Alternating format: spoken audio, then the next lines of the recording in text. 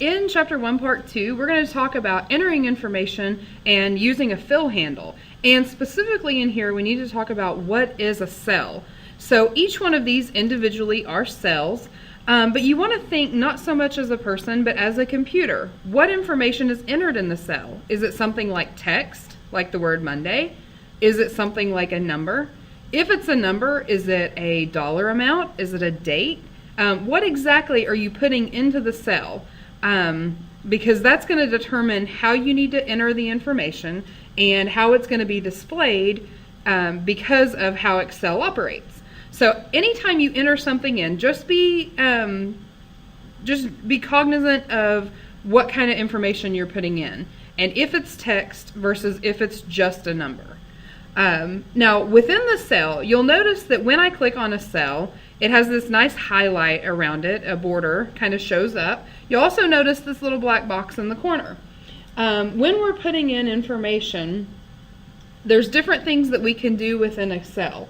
So first of all, to enter information, you can click on any cell and just type information here. If you just click on a cell and start typing, you can just start entering in the information. You don't have to click on the cell and go up to the formula bar. You can if you want to. You know, this works too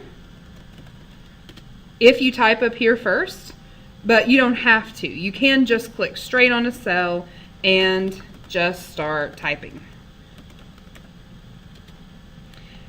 If you want to edit information, like maybe I want to say type info there instead of here.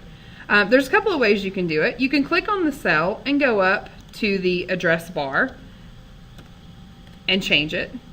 You can also just double click, and then that puts your cursor within the cell, and from there you can work just in the cell itself instead of in the address bar. So there's a couple of different ways to both input and edit the information that's in there. If you want to clear a cell, you can click on the cell and just hit the delete button. You don't have to do any right clicking and clear the contents or anything like that. You can just hit delete and it'll delete anything that's in there. You can also, whenever you're in a cell, you can either double click or come up to the top. And if you want to highlight something and copy and paste it, you can do that too, from just like you're editing within the cell. Now when it comes to copying and pasting, I prefer shortcuts. So the shortcuts for cutting, you'll notice you can either click the scissor button or you can hit Control X. You'll see that keyboard shortcut there. Or you can right click and pick cut once something is highlighted. Also, you can right click and copy, or you can click on this button, the copy button, or you can hit Control C. And then when it comes to pasting, let's say we want to paste this information, you can either right click and we'll say we'll copy it, and when you get ready to paste, you can either right click and paste it, or you can hit Control V to paste, or you can paste special.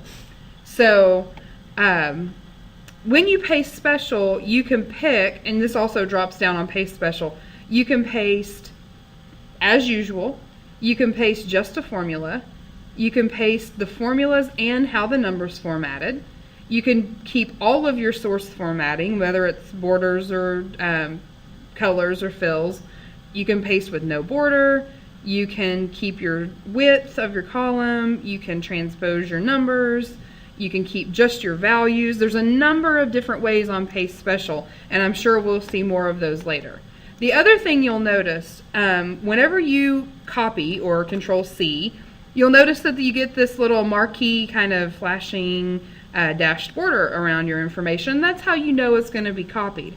If you accidentally hit copy or maybe cut, Control X, and then you change your mind, you can always hit the escape button and that'll go away. So you know if that's not flashing, then you're not going to copy or paste it. And then of course there's always the undo button if there's something that you want to go back and fix. So we talked about the cells, we talked about entering and editing information. Now when it comes to this border around the cell, there's a couple of different things you can do, and if you reference page E1-9 in your book, you'll notice that most of the time your mouse looks like this thick white plus sign.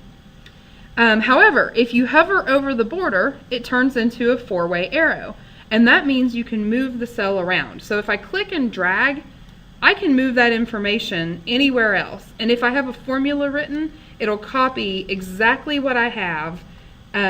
It'll keep all of your source content. It'll just move it to a new place. So when you hover over the border and get that four-way arrow, that's going to move your information. You can also click on something, and sometimes you'll get just the two-way arrow. That will resize something like text or a graph. There's also this dark border here at the bottom, and that's called a fill handle. So let's say we don't want to type Monday, Tuesday, Wednesday, Thursday. We know that that is a pretty fairly common list, and so we want Excel to do that for us. So if you hover over that box in the bottom right hand corner, you'll notice that your cursor changes to a smaller black plus sign, and that means you're going to use the fill handle. If you click and drag, you'll notice that's going to give me Tuesday, Wednesday, Thursday, Friday, Saturday, Sunday. Just clicking and dragging from that fill handle. You'll also notice that if I hold the control key down, it turns the fill handle off. So you can click and drag, and it works the same way with numbers. Say you have a 1 to 100 list and you don't want to type every single number. If you click that fill handle and start dragging, see how it just says 2, 2, 2? Again, click the control key, and that turns the fill on and off. You'll also notice with the fill handle that after I click and drag and use the fill handle, then I get this fill options. And so you can click if you just want to fill the series, if you want to fill the formatting, without formatting, or use flash fill. So that is how the fill handle operates and how we get information into our spreadsheet, how we edit it, and how we quickly put information in using the fill handle.